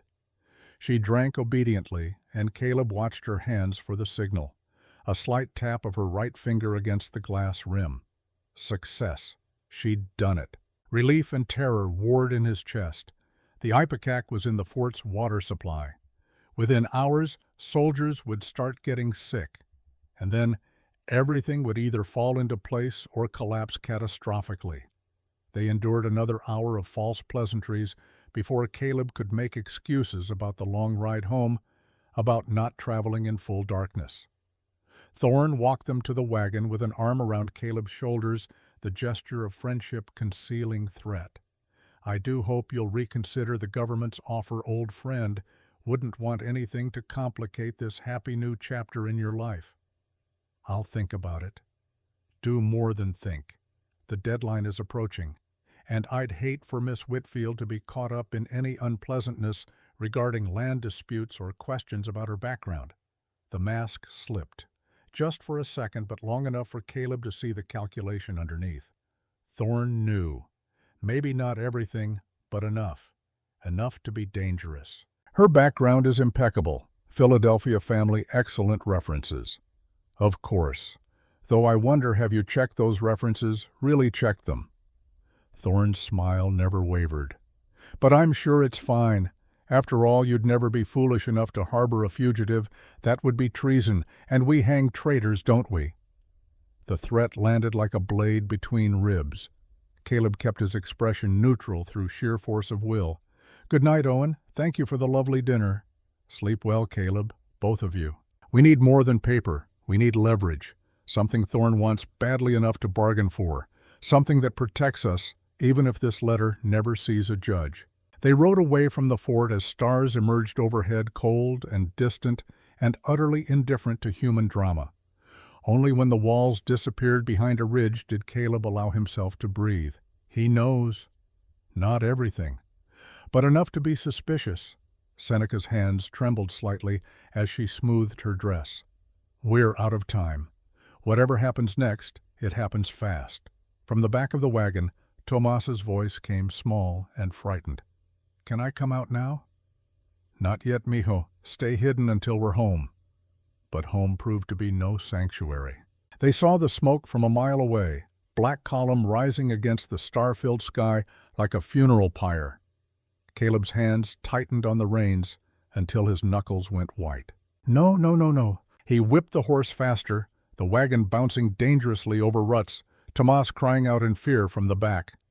But Caleb couldn't slow down, couldn't think about anything except the orange glow growing larger on the horizon. They crested the final rise and saw it. The barn fully engulfed, flames leaping 30 feet high, sparks spiraling into the night like angry stars. The house partially burned, roof collapsed on one side, smoke pouring from broken windows. "Stay in the wagon," Caleb commanded, but Seneca was already jumping down, running toward the house. There might be animals trapped. Together they searched frantically, pulling horses from the corral, checking the smoking house for anything salvageable. Most of Caleb's possessions were gone, consumed by fire or ruined by smoke. The desk where he'd kept his papers stood like a charred skeleton, the land deed miraculously intact but singed at the edges. And on the porch, driven into the wood with a knife, a note. Caleb pulled it free, read it by the light of dying flames. "Your son for your life. Dawn, come alone or I burn everything you love." It was signed with a single initial V. Vega. He wants you to know he was here, Seneca said quietly, staring at the destruction. Wants you afraid. Wants you alone. It's working. From the darkness beyond the firelight, Neshoba appeared soot-streaked and grim. I came to warn you, too late. Your sergeant brought 3 soldiers. They tore apart what they couldn't burn, left the message and rode back to the fort. Caleb looked at what remained of his home at 2 years of rebuilding, reduced to ash and char, at the life he'd tried to build after Lily's death, now shattered again. We can't stay here. No, Neshoba agreed. You come with me. Now, Chief Mongus will give you shelter, and together we plan how to take everything from men who think they can burn their way to victory. Seneca gripped Caleb's hand. He's right. We run tonight or we die tomorrow. Caleb took one last look at the burning ranch, at the home he'd shared with Lily, now consumed by flames, just like everything else he'd tried to hold on to. Sometimes holding on meant losing everything. Sometimes the only way forward was to let the past burn.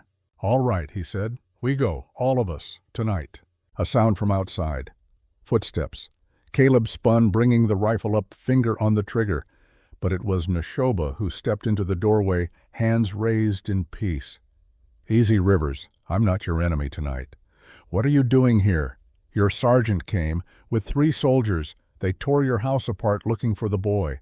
When they didn't find him, they said they'd be back with more men, tomorrow at dawn. Neshoba lowered his hands. Chief Mongus sent me to warn you, and to tell you the timeline has moved up. What do you mean, moved up? The fort. Soldiers are already getting sick. Your woman's medicine works faster than expected. They're weak now. By tomorrow night, they'll be helpless, which means we move tomorrow, not in 10 days. Tomorrow. The world tilted. Caleb gripped the edge of the overturned table for support. We're not ready. We need more time to prepare, to coordinate, to make sure everyone's in position. Time is luxury for people not dying. We are dying.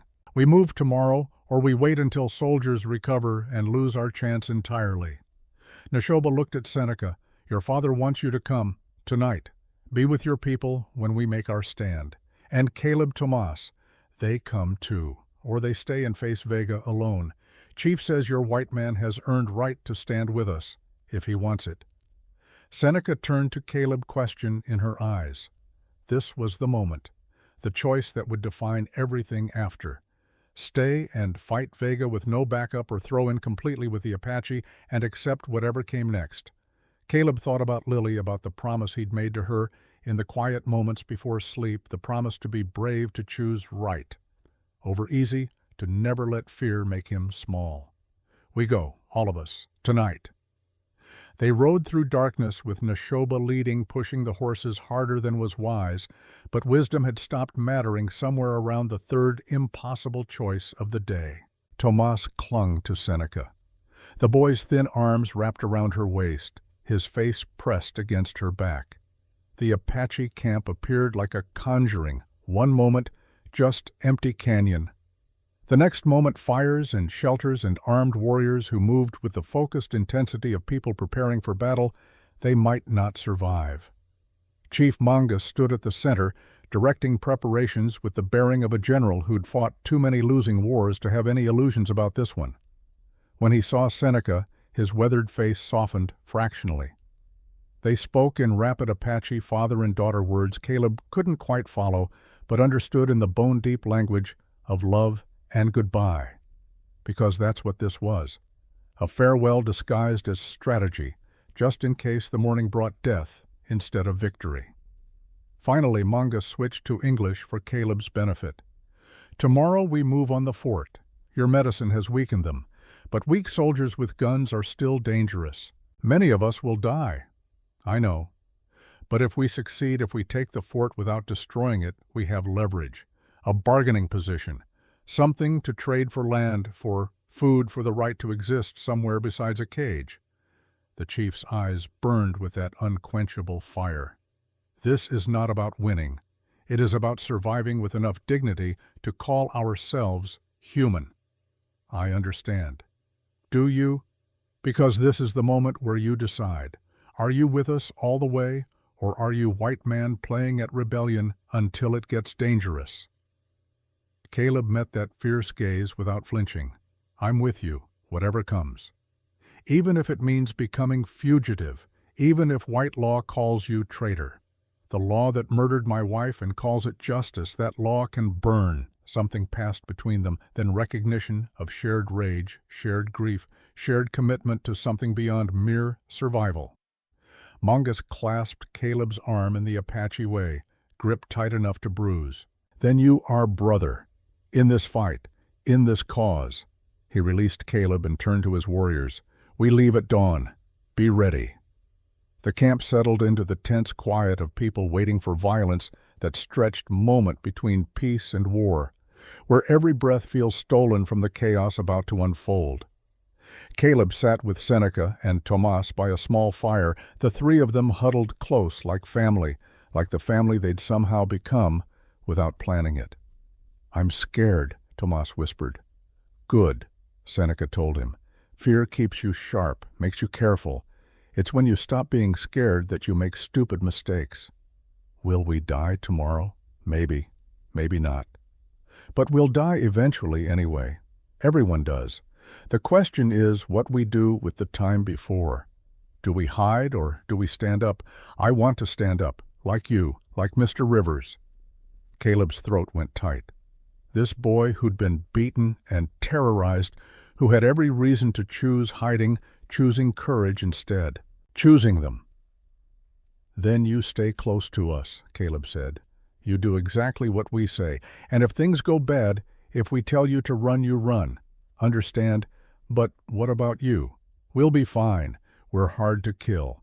It was a lie, but a kind one, the kind parents tell children to give them something to hold on to when the world stops making sense.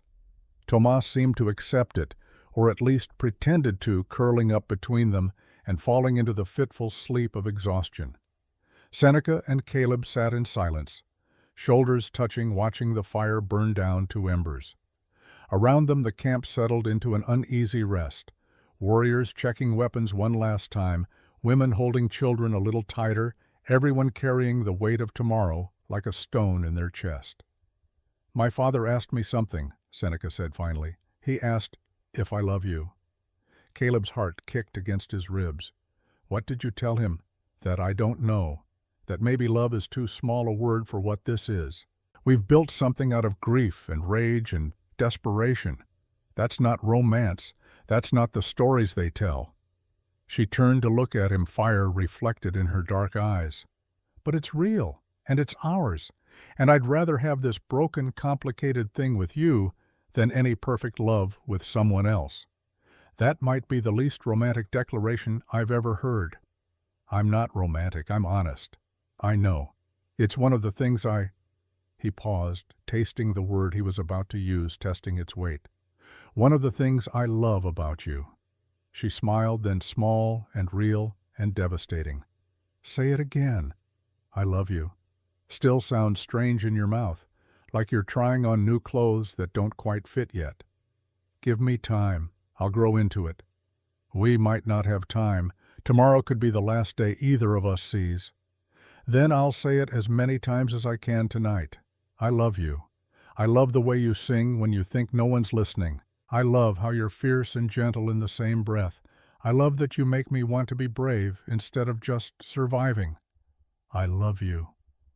Seneca leaned in and kissed him, soft and fierce and tasting like smoke and possibility. When she pulled back, her eyes were bright with something that might have been tears, but refused to fall. If we live through tomorrow, she said, I'm going to hold you to all of this, the love, the bravery, all of it. And if we don't, then at least we'll die knowing we chose each other. That counts for something. They sat together until dawn crept over the eastern ridge, painting the desert in shades of blood and gold. Around them, the camp woke to the business of war warriors, painting their faces, checking rifles, saying goodbyes that tried not to sound final. Chief Mongus gathered everyone speaking in Apache that Caleb followed well enough to get the core message. This was it, the moment everything had been building toward. They would move on the fort, use the soldiers' weakness to take it without massive bloodshed, use that victory as leverage to negotiate a real treaty, Real land, real future for people who'd been dying slowly for too long. It was a desperate plan, born of desperation. But it was better than the alternative, which was simply waiting to die. They rode out as the sun cleared the horizon, a column of Apache warriors on horseback, moving with the fluid grace of people who'd learned to fight from the land itself. Caleb rode with them, rifle across his lap, Seneca beside him, Tomas clinging behind them on the same horse. Fort Prescott appeared ahead, walls that had seemed impregnable, now suddenly vulnerable because the men inside were weakened, retching, unable to fight effectively. The gates stood open, no guards visible on the walls. The Ipecac had worked better than Caleb dared hope. They swept into the fort like a wind, overwhelming the few soldiers who tried to resist, disarming them without killing when possible. The sick soldiers offered no resistance, too busy being miserable to care about defending anything. It should have been simple. It should have been clean. But then Captain Thorne appeared. He stood in the center of the parade ground uniform, immaculate despite the chaos, a pistol in each hand, and at his feet, kneeling with hands bound, was Vega, beaten, bloodied, but alive. "Caleb," Thorne's voice carried across the compound with eerie calm.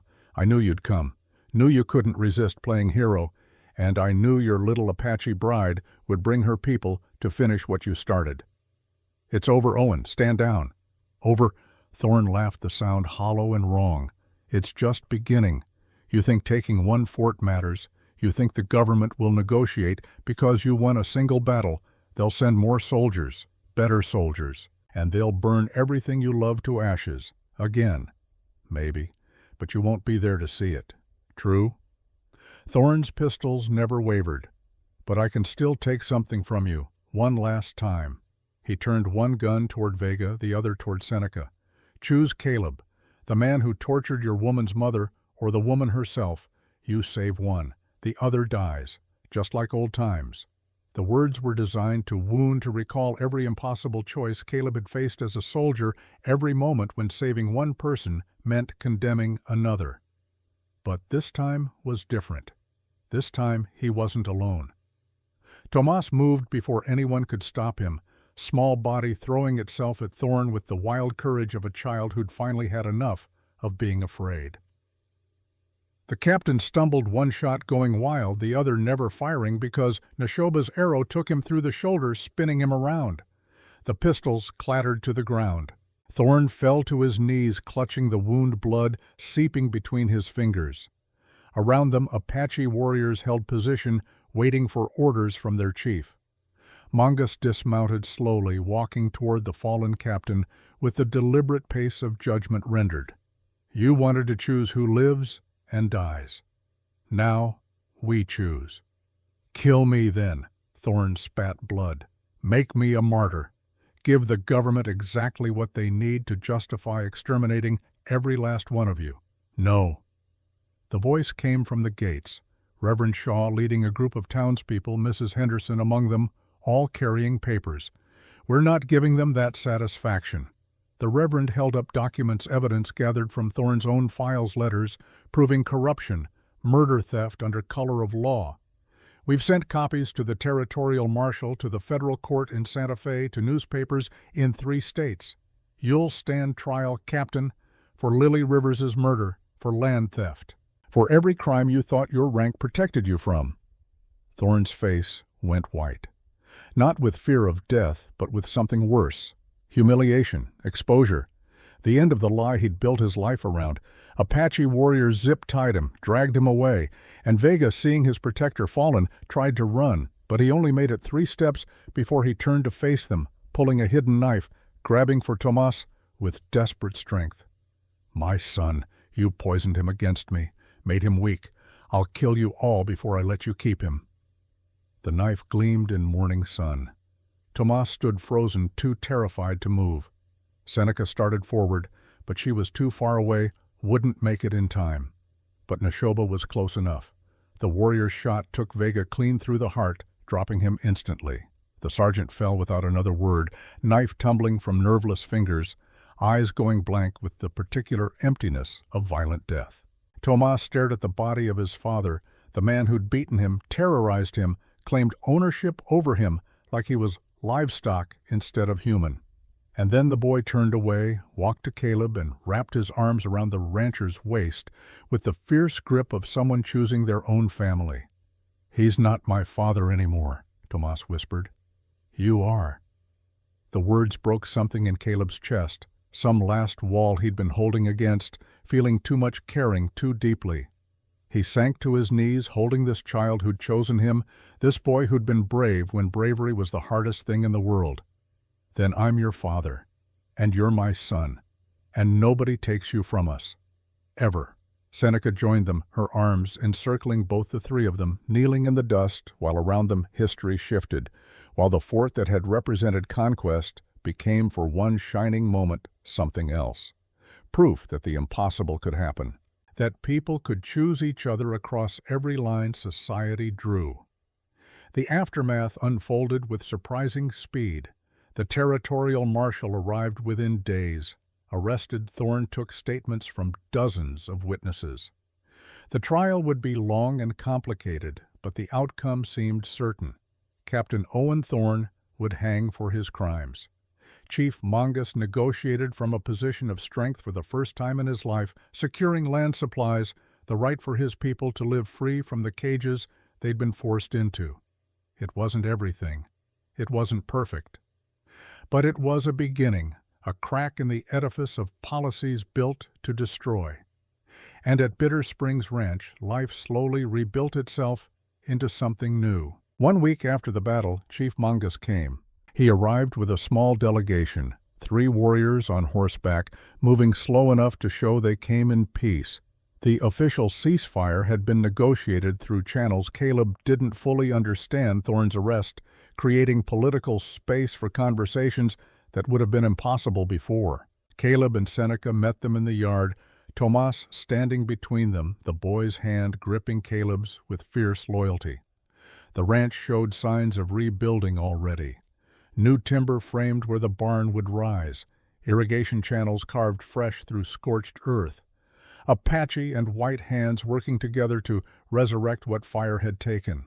Mongus dismounted, looking older than he had in the canyon, the weight of leadership and loss carved deeper into his weathered face.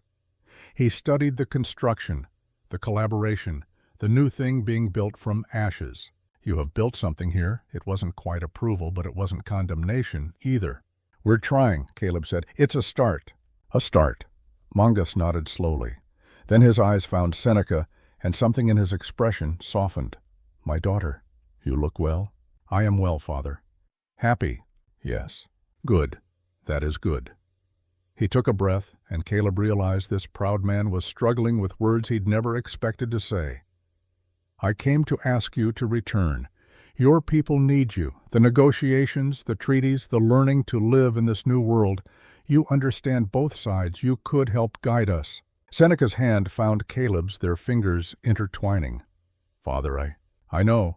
Mongus raised a hand, forestalling her answer. "I know what you will say, but I ask anyway. Because you are my daughter. Because I am selfish old man who wants his child near." His voice roughened. "Because I have lost too much already, and losing you again will break something in me that cannot be repaired." The honesty of it hung in the air like smoke. Tomas looked up at Seneca with wide, frightened eyes, and Caleb felt his own heart hammering against his ribs. This was the moment, the choice that couldn't be unmade. Seneca stepped forward, taking both her father's hands in hers. "I love you, Father. I will always love you. You taught me to survive, to fight, to stand when everything told me to fall. Those gifts I carry every day." She paused, tears streaming freely now. "But I can't go back. Not to the old ways, not to the life before." "Because of him," Mongus glanced at Caleb, something almost like accusation in his tone. "Because of them." Seneca turned, gesturing to Caleb and Tomas. "This boy needs a mother. He's been beaten, terrorized, taught that love comes with fists and fear. I can show him different. I can give him what was taken from him." "And the white man?" "Caleb needs a partner, someone who understands loss, someone who won't let him hide from living just because living hurts. And she took a shaky breath. "I need them both. I need this family we're building. This impossible, broken, beautiful family. You choose them over your blood. I choose the family I'm making over the family I was born to, not because I don't love you, but because love isn't about blood. It's about who you fight for, who you bleed for, who you wake up choosing every single day. Mongus was quiet for a long moment, his weathered face unreadable. Then he reached out, cupping his daughter's face with surprising gentleness. Then I will not ask you to come home, because I see now you are already home. Father, no, listen, I am old. I am tired. I have spent too many years fighting, running, watching my people die because I could not bend. But you? He smiled, sad and proud and full of love. You are stronger than me, strong enough to choose new path, strong enough to build instead of only survive. He turned to Caleb, and his voice carried the weight of absolute authority. You have my daughter. Treat her well, or I will cross any distance to find you. I will, Caleb promised, every day for the rest of my life. Good. Mongus looked at Tomas. And you, small one? You have found fierce mother. Be worthy of her. Tomas nodded solemnly. Yes, sir, I will. Then I give you my blessing, all of you. Be happy, be strong. Be the bridge between worlds that your mother and I could not build. He clasped arms with Caleb in the Apache way, kissed his daughter's forehead, touched Tomas's shoulder with gentle acknowledgement. Then he mounted his horse and rode away without looking back, because looking back would have broken him. Seneca watched him go until he was just a dot on the horizon. Then she turned into Caleb's arms and wept for the father she was losing, and the family she was choosing, and the impossible beauty of love that asked everything and gave more than could ever be repaid. Tomas wrapped his small arms around both of them, and they stood there in the Arizona sun, three broken pieces that had somehow formed a whole. The weeks that followed blurred into the steady rhythm of rebuilding. 6 months after the day, the world changed. Caleb stood at the well. He and Seneca had repaired together, drawing water that ran clear and cold and abundant. The ranch had grown, new buildings, new crops, Apache and white settlers working side by side, proving that coexistence wasn't just possible, but profitable. Tomas ran past, chasing a puppy, his laughter bright and unguarded. The scars on his back were fading, the ones in his heart healing slower but still healing. He had nightmares, sometimes woke crying for a mother who died protecting him. But he also had mornings filled with joy, with family, with the security of knowing he was loved. Seneca emerged from the house, her belly just starting to show the curve of new life. She'd insisted on continuing to work, refused to be treated like fragile china just because she was carrying their child. Caleb had learned not to argue. She was a force of nature, his wife, and trying to contain her was like trying to hold water in your bare hands. Tomas, she called, time for lessons. Do I have to? Unless you want to grow up unable to read or write or do figures, then no, you don't have to. The boy groaned dramatically, but headed inside, puppy trailing behind. Caleb and Seneca shared a look of amused understanding, the kind that came from building something together day by day, choice by choice. Your father's coming for dinner, Seneca mentioned. He wants to discuss expanding the irrigation system. Mongus wants to discuss irrigation. The man who spent 40 years fighting the government. Turns out when you're not fighting for survival every second you have time for things like infrastructure and farming. Who knew? She leaned against him, and he wrapped an arm around her shoulders. He's proud, you know, of what we've built. He won't say it directly, but I can tell. We've built something worth being proud of.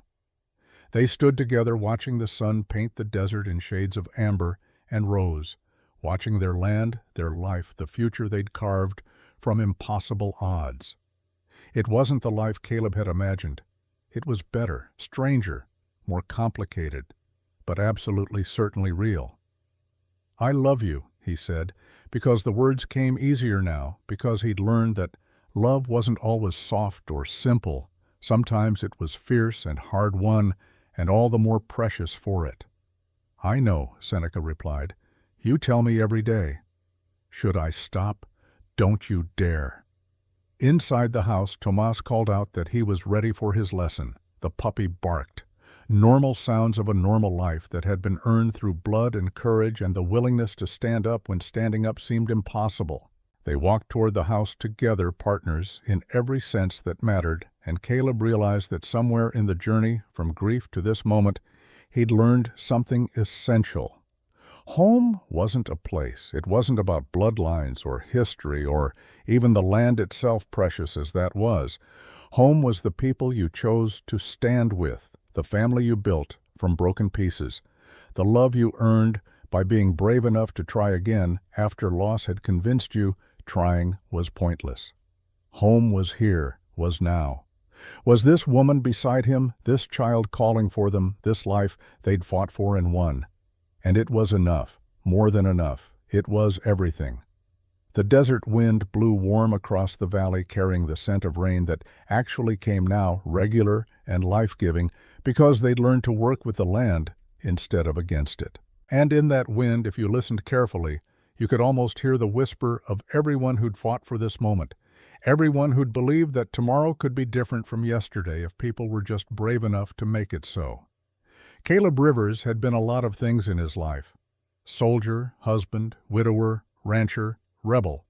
But the role he wore most comfortably now was simply this: father, husband, free man who'd chosen his own path and would defend that choice with everything he had. And as he stepped through the door into the home they'd made together, into the noise and warmth and beautiful chaos of family, he smiled. Because after all the loss, all the grief, all the impossible choices, he'd finally found his way back to something worth living for. And he wasn't letting go, not ever again.